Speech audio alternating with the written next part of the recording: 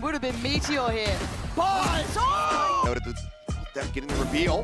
Gets the one tap. It, man.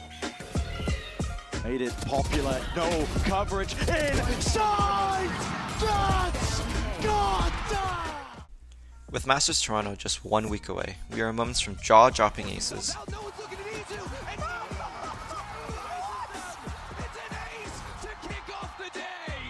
nail-biting clutches, Chichu has been golden so far, and a big opportunity. Oh, he's still fighting! A huge 1v2. He knows about Leaf. Does he know about Trent still? 7 bullets, 17 HP, and a bit of a dream. But Trent can make this one all but over. All but tears in the rain. Trent trying to call him forward. Chichu, he answers the call! and a new team raising the Masters trophy. Look for T1! They will lift that trophy! For 9 of the 12 teams, this is their first international event this year. So maybe you've forgotten about some of these teams, or maybe you've never even heard of them. But don't worry, my name is Plops, I'm an Immortal Valorant player who enjoys coaching and analyzing Valorant. And in my opinion, these are the best players from each team heading to Masters Toronto to claim their title. With the previous Masters winners, T1, eliminated during the Stage 1 playoffs, the defending Masters champions cannot defend their title. APAC is sending 3 new teams to Toronto, RRQ, GenG, and PaperX to defend their region. If you don't follow APAC, you may not have heard of RRQ. This is because it's their first time attending an international event. After losing their IGL Estrella to DRX, RRQ were set on a mission, and not only qualified for their first international event, but won the stage, getting them the bye to the playoffs. With the Chopa curse gone, RRQ have been on a tear, and that's due to their star player Jemkin. Yet needing to be established, Spike dropped on the floor, PaperX looking to flood towards the side, the shots from Jemkin though, superb. Taps forward again and again, and he knows that Jing is pinned down, a possible work around the pillars. Spots him out, and that's gonna be the ace at the clone. Oh no, it's just the clone, as you say. That's a very real envy though. Brought into the gulag, taken down. Jemkin able to find that kill. Wild Warrior at the same time. Finds the pick. Monyet, the real Monyet, does end up falling. Jesse Bash finding Crazy Guy, but Jemkin still here, still wreaking havoc.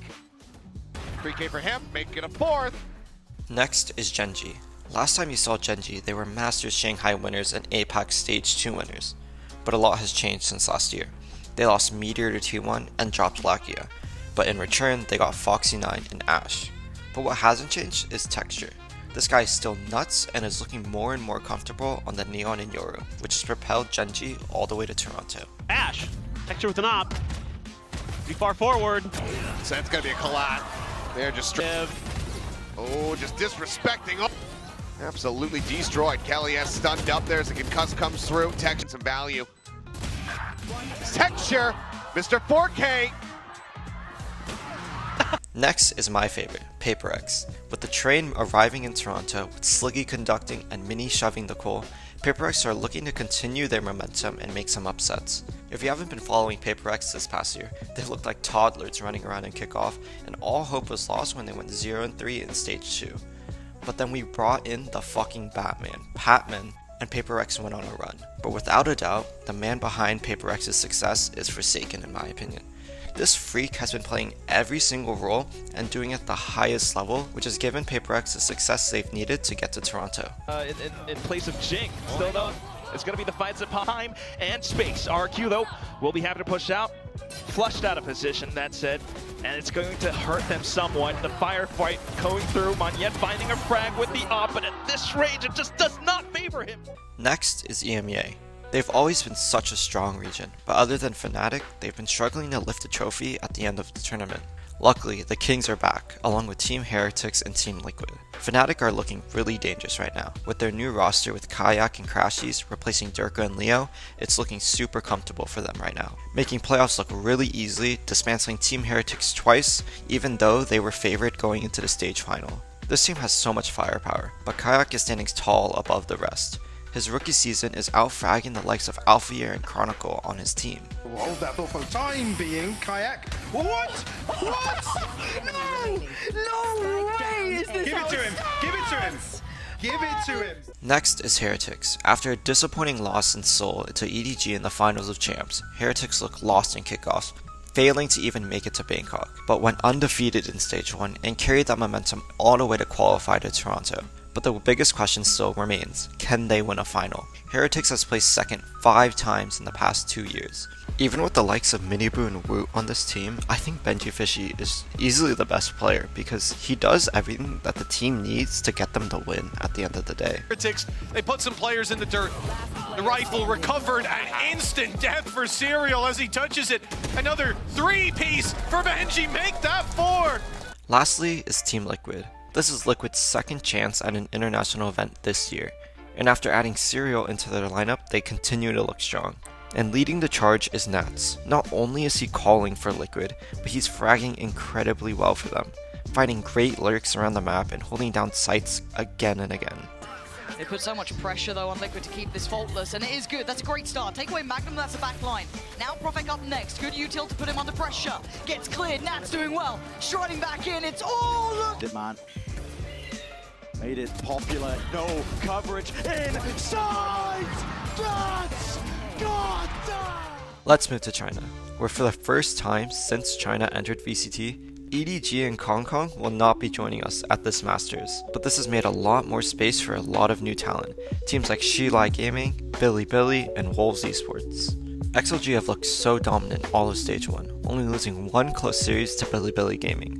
They even beat EDG in the uppers to send them down to the lowers, which secured their spot for Toronto. However, their star Varga is trying to prove that China is not just a one-team region.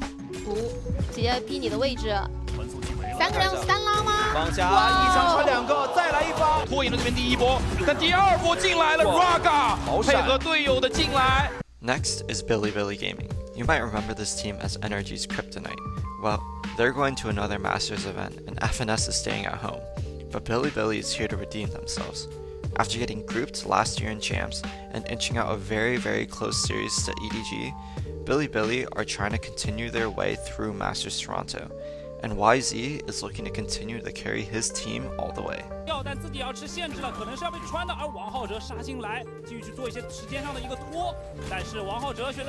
Lastly from China is Wolves Esports, where Toronto will also be their first global appearance. With their love from TMV, Wolves look to make a name for themselves on the global stage, and their star Juicy needs to start strong in order for Wolves to have a chance of making it out of groups. 没有能够成功的架得住，这样的话暴怒器好像可以安装下来。阿布还能再收一个，但是这 Juicy 这巨人在他手上飞了起来，而且又看到了 RB 的一个侧身远点 ，RB 队友离得还比较远，有今天5杀的机会吗？能不能捞出来 ？Juicy。 Finally is the Americas. Entering Toronto, they're looking to reclaim their title of the best region in the world and trying to defend their home territory in Toronto. G2, Sentinels, and MIBR are here to dominate the other regions. After a crazy lower bracket run by G2, they are relieved to have made it to Toronto after nearly losing to 100 Thieves and EG. But once securing their spot, they quickly reminded who they were and made quick work of MIBR and Sentinels to win Stage 1. Now, it's hard to pick one player from this stacked roster, but if I have to go with someone, it has to be Leaf. He's been so dominant all stage and playoffs, and has been such a crucial role for G2. It's all about those mind games here, and what a flash as well. Leap forwards with the fight. Crossfire setter's going to be set up with him and Trent as well. Just a slight peek, backing away. Trying to hope that these players open themselves up into the more, into the classics in hand. Reloads but saved. Trent off to the side, and Leaf has not been denied. Nothing can take this guy down now. 1v2, John. 3 bullets left to do it all. Raps his way. How the hell does that happen? Leaf!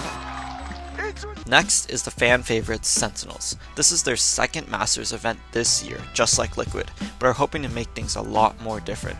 They've been looking a lot better as a team and continue to prove that they can anti-strat teams super well. Unlike G2, this is a very easy choice on who the best player is. Zekken, who many people regard as the best player in the world, is needing to show up if Sentinels want to make a deep run in this tournament. Aspas just cannot even find a moment to have impact on the round. There's a rifle. Dropped, needs to be recovered. Looks like Shannon was able to get in amidst the cover of the poison orb, at least get that rifle in hand. He's going to have to make good use of it though, because Zekken is tearing them limb from limb. He has to hear this, surely. Cortesia trying to get his way up the slope. Shannon does finally employ that rifle. Cortesia has just picked one up as well, so decent enough weapon. Transfer from Zekken into the ace is so unreal. The last team joining us in Masters Toronto is MIBR, who have also never made it to an international event. but this time's different. They have Aspas, who is leading his 3rd team to a global event. Now this team looks really scary because of how much raw aim they have. The amount of fights and duels that they win is just absurd. And after picking up Verno from NRG for not calming enough, he's been lights out. And maybe it's because his team speaks in Portuguese. But if I have to choose someone, it has to be Aspas. Aspas is the man of the hour right now and needs to step it up if his team wants to go on a run. The timing. Does Artsy clear here? No, Melser snaps his head back. Mazzino does as well. Leave it to Aspas to isolate 1v1 after 1v1. 3 for him. Blades online, make that 4.